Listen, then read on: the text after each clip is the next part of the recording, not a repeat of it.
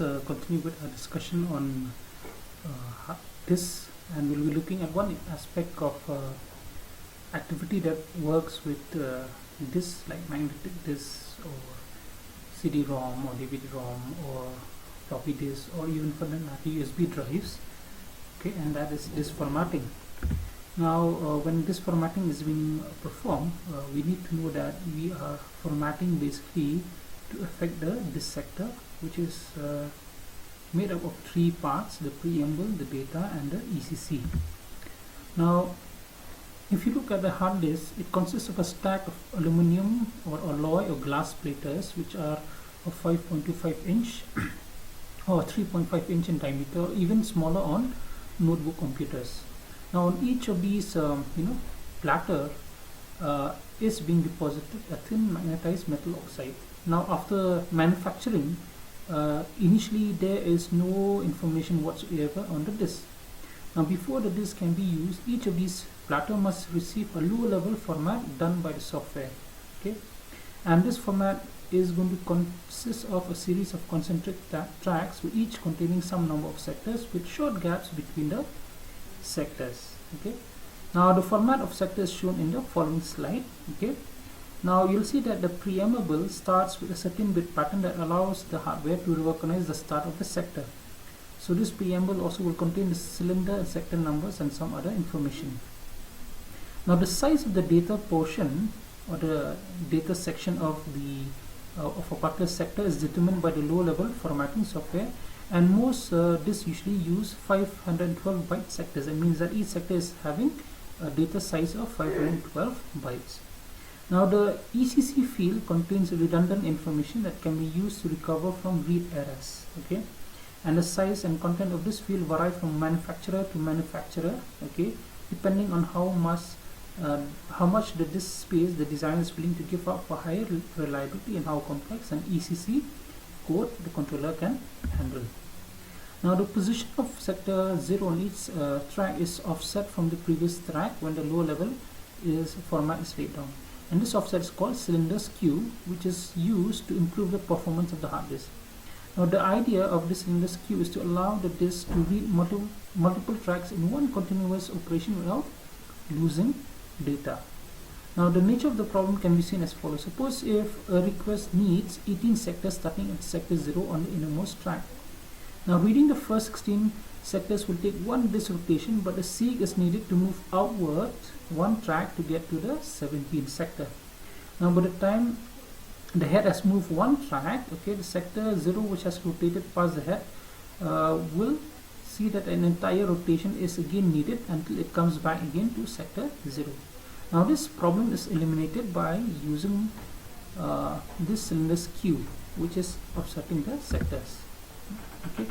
Now the amount of a cylinder skew depends on the drive geometry. For example, a 10,000 rotation per minute drive rotates in 6 milliseconds. Now if a track contains 300 sectors, a new sector will pass under the head every 20 microseconds. Now if the track to track seek time is 100 microseconds, then 40 sectors will pass by during the seek. So the cylinder skew should be 40 sectors rather than 3 sectors. Now it's worth also mentioning that switching between heads also takes a finite time. So there's a head skew as well as cylinder skew, but head skew is not very large. Now as a result of low level formatting, this capacity is often reduced depending on the size of the preamble, in-sector gap, and ECC, as well as the number of spare sectors reserved. Now often the formatted capacity is 20% lower than the unformatted capacity. Okay, so you'll usually see that when you format a hard disk, okay, the capacity of storing data is always 20% lower than unformatted capacity, and spare sectors do not count towards the formatted capacity. That's why you cannot store information into these spare sectors which are not formatted. Now there's a considerable confusion about this capacity. Now most of the manufacturer, when they advertise, okay, their hard disk products, okay, they often advertise the unformatted capacity to make their drive larger than they really are. For example, consider a drive whose unformatted capacity is 20 to 10 to the power bytes. Okay, this might be sold as a 20 GB disk. Now however, after formatting, perhaps only 2 to the power 34 or 17.2 into 10 to the power 9 bytes are available for data. Now, to add to the confusion, the OS will report this capacity as 16 GB, not 17.2 GB, because software considers 1 GB to be 2 to the power 30, but not 10 to the power 9 bytes. Now, formatting also, when it is being performed, also affects the performance. For example, if a 10,000 RPM disk has 300 sectors per track of 512 bytes each, it takes 6 milliseconds to read the 1,53,600 bytes on the track for a rate of 25,600,000 bytes per second, or 24.4 MB per second. Now, it is not possible to go faster than this, even if a SCSI interface which operates at 80 MB per second or 160 MB second is utilized. Okay. Now, after low level formatting is complete, the disk is then partitioned. Now, this partition is usually used to see that, okay, the particular single disk can have more than one disk drives. Okay, and logically each partition is treated as if it's a separate disk. Now, on Pentium computers and most other computers, sector 0 often contain what we call the master boot record. Now, this usually contains the boot code plus the partition table at the end. Now, this partition table will give us the starting sector and size of each partition. On Pentium machines, the partition table has room for 4 partitions, and if all of them are Windows, they will be called as C drive, D drive, E drive, and F drive, and treated as separate drives. If 3 of them are Windows and 1 is for Unix or Linux, then Windows will call it as partition C, D, and E. The first CD-ROM will then be referred as F if it is present, or DVD-ROM. Now, to be able to boot from the hard disk, one partition has to be marked as an active partition in the partition table.